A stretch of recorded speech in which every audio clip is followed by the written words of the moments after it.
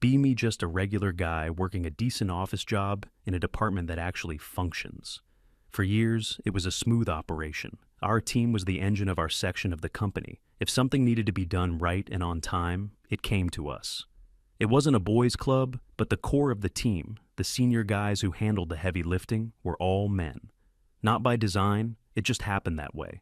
People were hired for being good at their job. Nothing else mattered. The atmosphere was professional. We didn't talk about our personal lives much, but there was a deep current of mutual respect. You knew the guy next to you was competent, and he knew the same about you. We had Dave, the oldest guy on the team. He was a walking institution.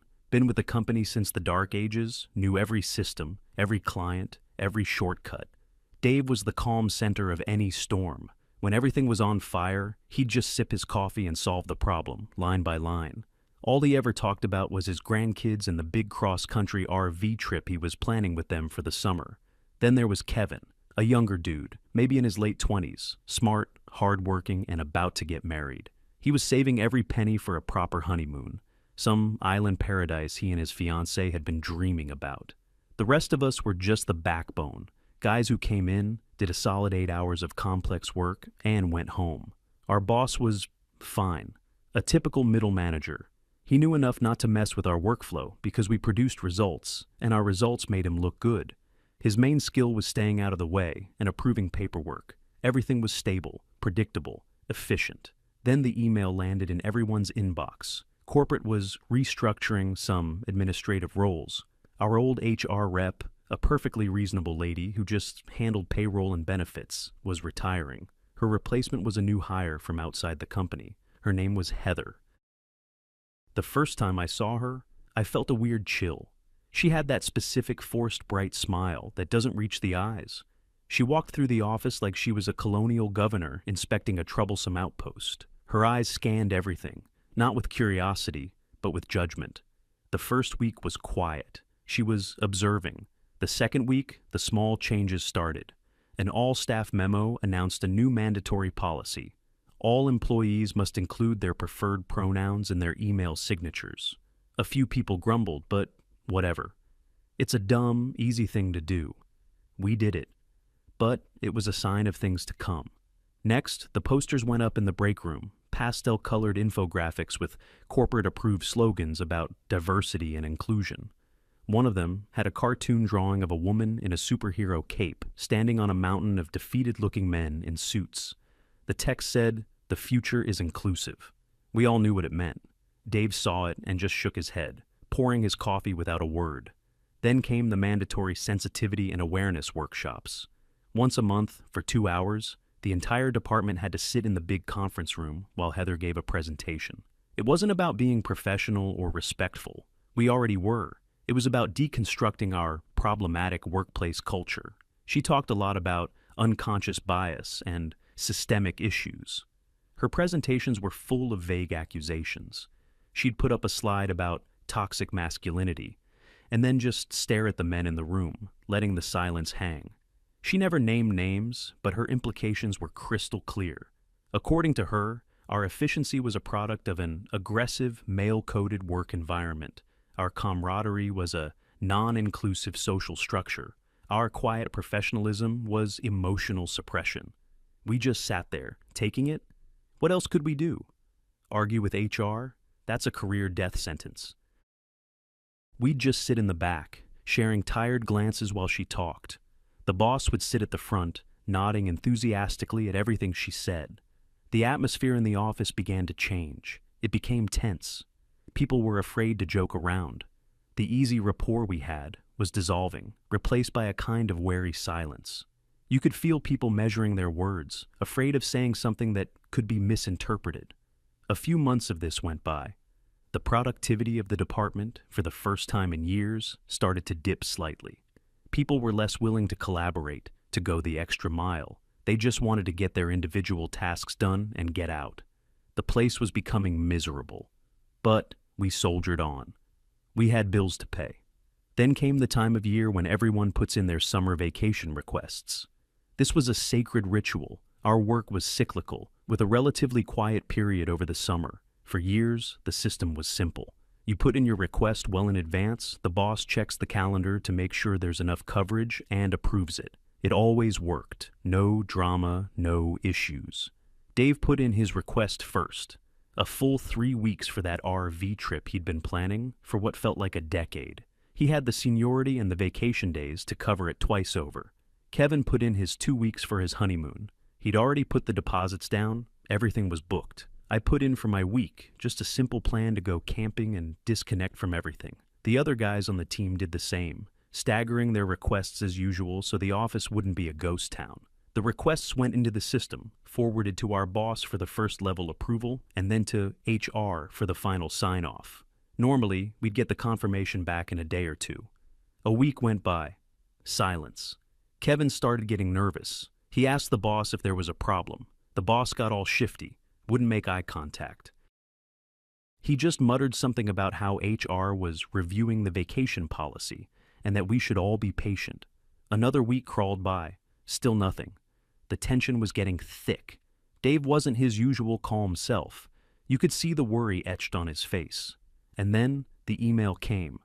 It wasn't an individual response. It was a mass email sent from Heather, addressed to every single man on our team. The subject line was, "Update on summer leave allocations." My stomach dropped before I even opened it. The email was a masterpiece of corporate doublespeak. It started with a bunch of fluff about the company's commitment to equity and creating a balanced workplace. Then it got to the point. It stated that after a comprehensive review, HR had identified a historical imbalance in the approval of summer vacation time. It said that, statistically, male employees had disproportionately taken their leave during the peak desirable months of July and August. This, the email explained, had placed an unfair burden on our female colleagues and perpetuated a cycle of privilege. I had to read that line 3 times to believe it.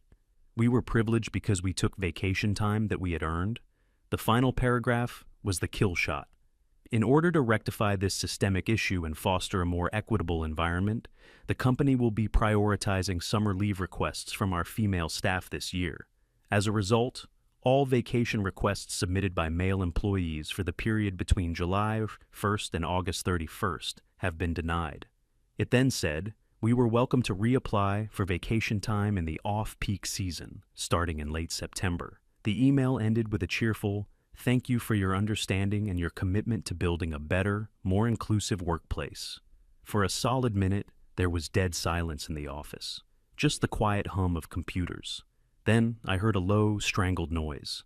I looked over at Kevin's desk. He was just staring at his screen, his face completely white. He was supposed to get married in 3 weeks. His honeymoon was booked and paid for. Then Dave slowly stood up. He was holding a printed copy of the email. His hands were shaking, not with weakness, but with pure, unadulterated rage. The spell was broken. The office erupted. It wasn't loud shouting, but a wave of angry, disbelieving murmurs. Guys were getting up, walking to each other's desks, showing each other the email as if to confirm they weren't all having the same nightmare. We decided to go to the boss, all of us. We filed into his glass-walled office. He looked up and saw our faces and immediately shrunk in his chair.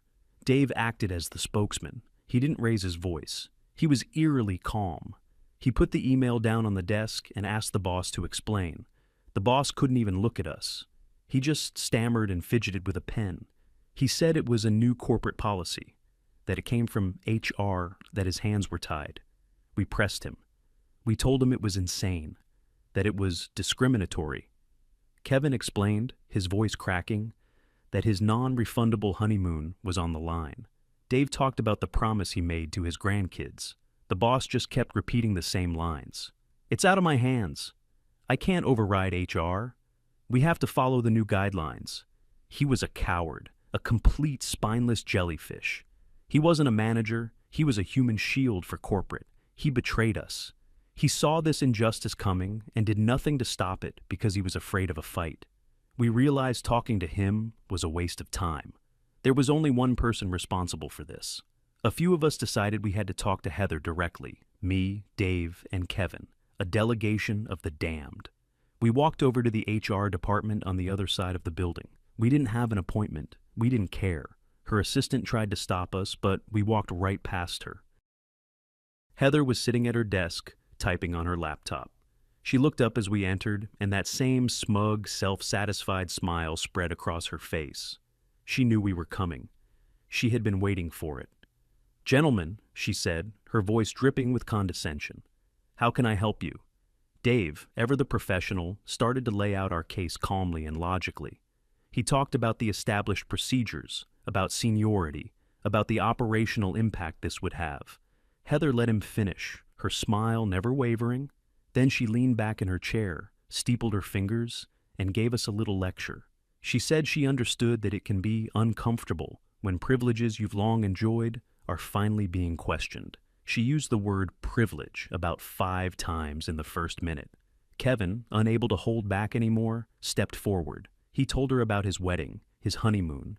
He practically begged her. He asked if an exception could be made, just this once. Heather's expression hardened slightly. She told Kevin that personal plans, while important, could not be allowed to stand in the way of systemic progress. Then she said something I will never forget. She looked him right in the eye and said that perhaps this was an opportunity for him and his fiancée to re-examine their attachment to traditional, patriarchal institutions like marriage. Kevin looked like he'd been slapped. He just shut down completely, took a step back, and didn't say another word. My own anger, which had been simmering, started to boil. I tried a different angle. I talked about the workflow.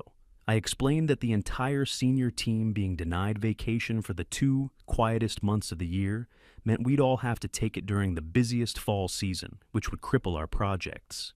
I was trying to appeal to logic, to business sense. Heather just waved a dismissive hand. She said the company was confident that our female colleagues were more than capable of stepping up and handling the workload. She said it would be a valuable growth opportunity for them. She was framing this as if she was doing them a favor, while simultaneously implying that we were the only thing holding them back. The final nail in the coffin was when Dave made his last appeal. He spoke about his decades of loyalty to the company. He talked about how he had given his entire career to this place, trained dozens of employees, worked countless hours of unpaid overtime to get projects over the line.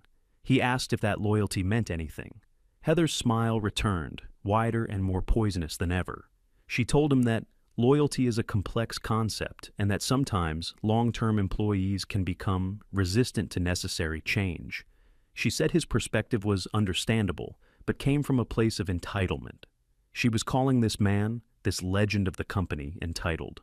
For wanting to take a vacation, he had earned 10 times over to see his family. That was it. We were done. There was no reasoning with this person. She wasn't an HR manager. She was a zealot, an ideologue with a little bit of power, and she was going to use it to punish people for sins she had invented in her own head. We didn't say another word. We just turned around and walked out of her office.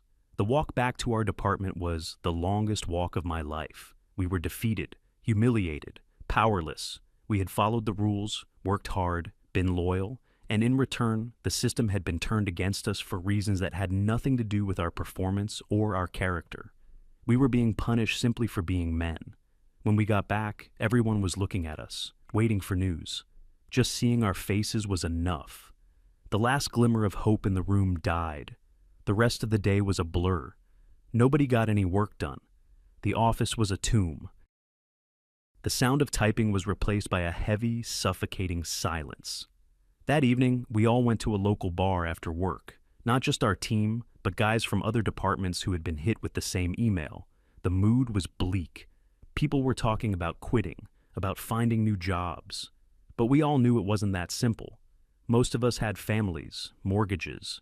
You can't just walk away. We felt trapped, backed into a corner by a system that seemed rigged against us. We complained for an hour. We vented our fury. But it didn't change anything. We were still powerless. Then, sitting in the corner of the booth, nursing a single beer, I was watching Dave. He looked 100 years old, completely broken.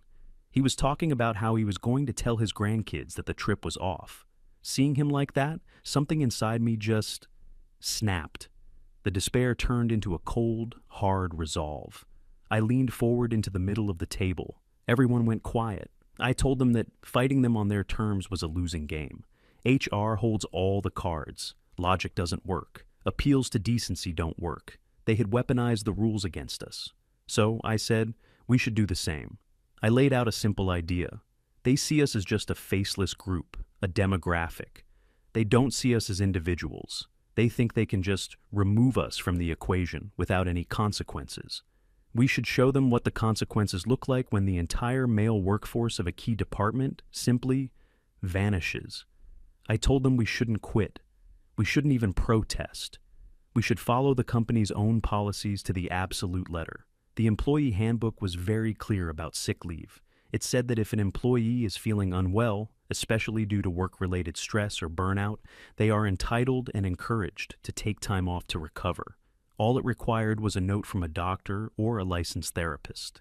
In the age of telehealth, getting a note for acute professional burnout was incredibly easy. My proposal was this. On the first day that the majority of our vacations were supposed to start, every single one of us would call in sick. Not with a cold, not with the flu. We would all use the exact same language. We were suffering from a hostile work environment that had led to severe stress and burnout. We would be taking sick leave, effective immediately, on the advice of a medical professional. We would use their own HR buzzwords against them. We would turn their weapon back on them. There was a moment of silence as everyone let the idea sink in. Then, a slow smile spread across Kevin's face. Then, another guy started to nod. A spark of hope, of defiance entered the room.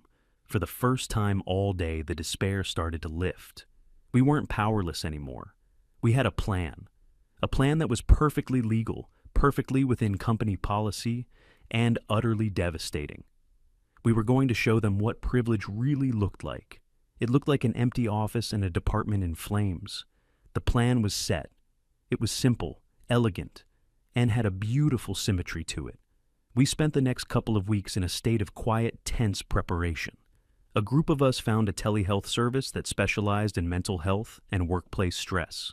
One by one, we each had a short video call with a therapist.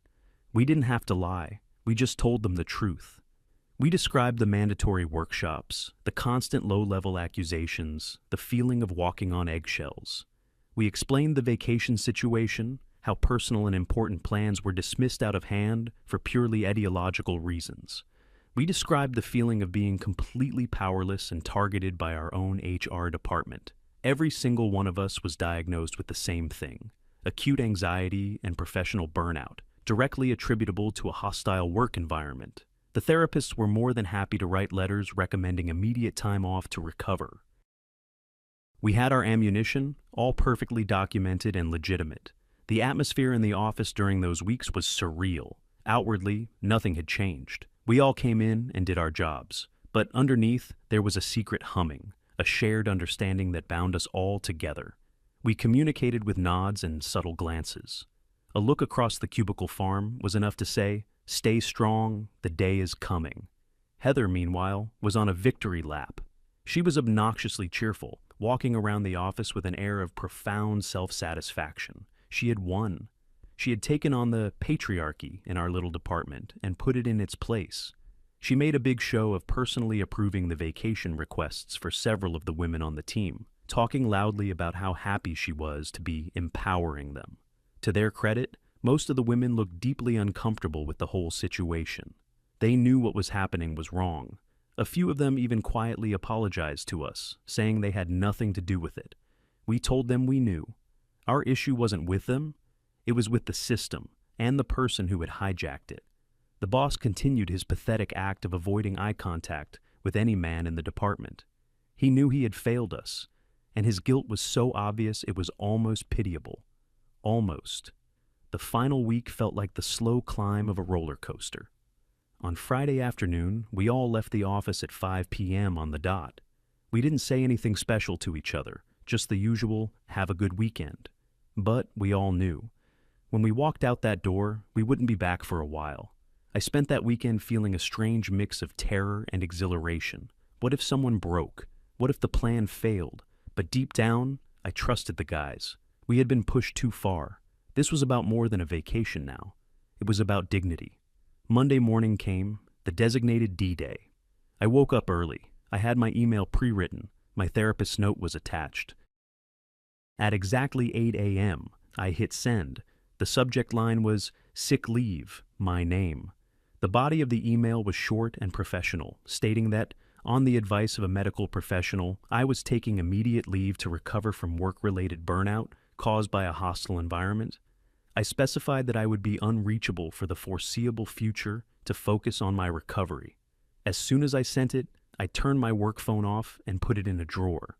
It was an incredible feeling. A weight I didn't even realize I was carrying had been lifted. I knew that, at that exact moment, across the city, a dozen other men were doing the exact same thing, a digital, silent, coordinated act of defiance. The first couple of hours were quiet. Then, around 10:30 a.m., my personal phone started buzzing. It was the boss. I let it go to voicemail. He called again 2 minutes later. I ignored it. Then a text message came through. "I need you to call me ASAP, emergency." I ignored that too. A friend of mine, a woman from a different department who knew what was going on, was giving me updates. She said our section of the office was a morgue. All our desks were empty. The few junior women who had come in were just sitting there, looking stunned. The boss, she said, was pacing back and forth in his office, his face pale, frantically making phone calls. Heather had apparently marched into our department around 9:30 a.m., expecting to gloat over our defeated faces. When she saw the empty desks, her smug smile vanished. At first, she was just confused. Then, as the reality dawned on her, the confusion turned to rage. My friend said she heard Heather shouting at our boss in his office. She was accusing us of an illegal strike and a coordinated misogynistic attack. She was demanding that he order us all back to work immediately. The problem was, he couldn't. We weren't on strike. We were on documented, medically approved sick leave. There was nothing they could legally do. By noon, the chaos was escalating. Critical project deadlines were, that day. Clients were calling, and no one was there to answer their questions. The junior employees didn't have the experience or the security clearance to handle the work. The entire workflow of the department, the engine of the company, had seized. Heather's brilliant plan of having our empowered female colleagues pick up the slack had a tiny flaw. She hadn't considered that the work required years of specialized knowledge that we possessed. She had viewed us not as assets, but as obstacles. She thought we were interchangeable. She was learning, in the most brutal way possible, that she was wrong. Around 1 p.m., the big boss arrived, the regional director. This was a man none of us ever saw. He was a C-suite guy from corporate headquarters who only showed up if the building was on fire or if profits were taking a nosedive. Today, it was both. My friend texted me that the director walked straight into our department, took one look at the sea of empty chairs, and his face turned to stone. He didn't say a word. He just went into our boss's office and closed the door. Heather apparently tried to follow him in, but he held up a hand and shut the door in her face. She was left standing in the hallway, fuming. Her power was evaporating before her eyes. The meeting with our boss apparently lasted for about 20 minutes. When the door opened, our boss came out looking like he had just seen a ghost. The director followed, his expression grim. He told Heather to come with him to the main conference room. Now. The director was a man of action. He wasn't interested in ideologies. He was interested in results. And right now, the results were a catastrophe. An hour later, my personal phone rang again. This time, it was a number I didn't recognize. I decided to answer. It was the regional director. His voice was calm, deep, and held an unmistakable note of authority. He wasn't calling to threaten or accuse. He just said he wanted to understand what was going on. He said he had organized a conference call and was inviting me, Dave, Kevin, and a few of the other senior guys to join. He assured us it was just a conversation, not a disciplinary hearing. We quickly texted each other and agreed. We would all join the call. This was our moment. When we all dialed in, the director was the only other person on the line. Heather and our boss were not included. He got straight to the point. "I've seen the emails. I've heard one side of the story," he said. "Now I want to hear yours." Dave became our spokesman. In the calm, measured tone that we all respected, he laid out the facts. He didn't complain or whine. He simply presented a timeline of events. He talked about the functional, professional culture our department had for years. He described the changes that came with the new HR manager, the mandatory sessions, the accusatory tone, the general decline in morale. Then he got to the vacation policy. He explained how the long-standing fare system was thrown out. He told the director about Kevin's honeymoon, his own family trip, and how these personal significant life events were dismissed with insulting ideological jargon. He recounted the meeting in Heather's office, where she had called him entitled and told Kevin to rethink the patriarchal institution of marriage. Finally, he explained our decision. He said that we had all begun to suffer from genuine stress and burnout, that the company's own HR department had created a work environment that felt hostile and discriminatory. So, following company policy and the advice of medical professionals, we had taken the necessary leave to protect our health. He finished by saying that we were all loyal, long-term employees who had never had a single issue before this. When Dave was done, there was a long silence on the line. The director let it all sink in. Finally, he spoke. "Thank you for being candid," he said. "What you've described is a complete failure of management, a complete and utter failure." He told us he had been unaware of the policy change and the workshops. He said that the company hires people to do a job, and as long as they do it well, nothing else should matter. He said that what had happened was not only unprofessional, but unacceptable. He then made a series of promises. He said the vacation policy would be immediately reverted to the old system. All our denied vacation requests were approved, effective immediately. Furthermore, as an apology from the company for the stress and disrespect we had been shown, every man on our team would be given an additional week of paid vacation. We were stunned into silence. He then said, "I need my best team back online. I trust I'll see you all back in the office after your well-deserved time off." We all agreed. He thanked us for our time and ended the call. We had won. It was a total, unconditional victory. The next day, an email went out to the entire company from the regional director. It was vague, but the message was clear. It announced an immediate restructuring of the HR department to better align with our core business objectives. It also announced that our department manager was stepping down from his leadership role to pursue other opportunities within the company. We all knew what that meant. My friend, the one giving me updates, described the scene. Heather was called into a meeting with the director and a corporate lawyer. 10 minutes later, she came out, stone-faced, followed by security. They escorted her to her desk, watched her pack her personal belongings into a small cardboard box, and then walked her out of the building for good. Her reign was over. The public humiliation was absolute. Our old boss was demoted to a junior role in a department where he couldn't do any damage. His career was effectively over. When we eventually returned to work after our vacations, the atmosphere was completely different. The posters were gone, the workshops were canceled, the tension was gone. It was like a fever had broken. A new no-nonsense HR manager was brought in, and the first thing she did was hold a meeting where she said her only job was to process payroll and make sure no one broke the law. Things went back to normal, better than normal actually, because we had learned something important. We had learned that we weren't powerless. We learned that when a small group of guys sticks together, stands up for each other, and acts with intelligence and solidarity, they can push back against a system that tries to crush them. A few weeks later, I got a message on my phone. It was a picture from Dave. He was standing in front of a massive redwood tree, his RV in the background, with his 2 grandkids on his shoulders. All 3 of them had huge, happy smiles. The caption just said, "Couldn't have done it without you guys, thank you." And I sat there looking at that picture and smiled. We didn't start the fight, but we sure as hell finished it.